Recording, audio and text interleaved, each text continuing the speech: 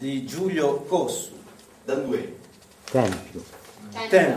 Tempio Pausania. Una capanna di frasca.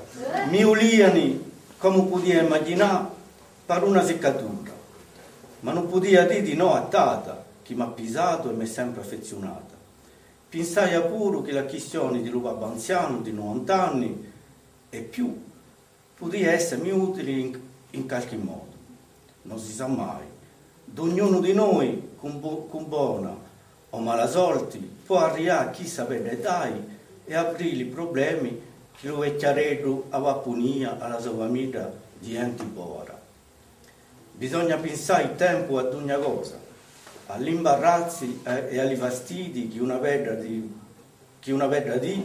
potremo dare all'altro, quando mancano le forze.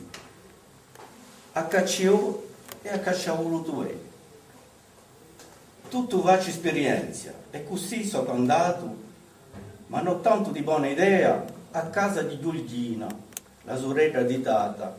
Mi ulia ida tata convinta come altri volti che io podia risolvere ogni cosa.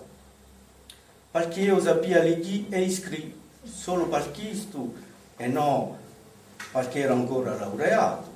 Ida mi considerava a maniera soia, mi stimava più di quanto io mi riuscia, giudicandomi in che una misura con la sua mente chiusa. Sapeva leggere e scrivere e forse non hai torto. Era paida una delle medicine della vita, specialmente per la sua vidola di un tulano con famiglia modesta, costrinta da minori a Valle Silvadora.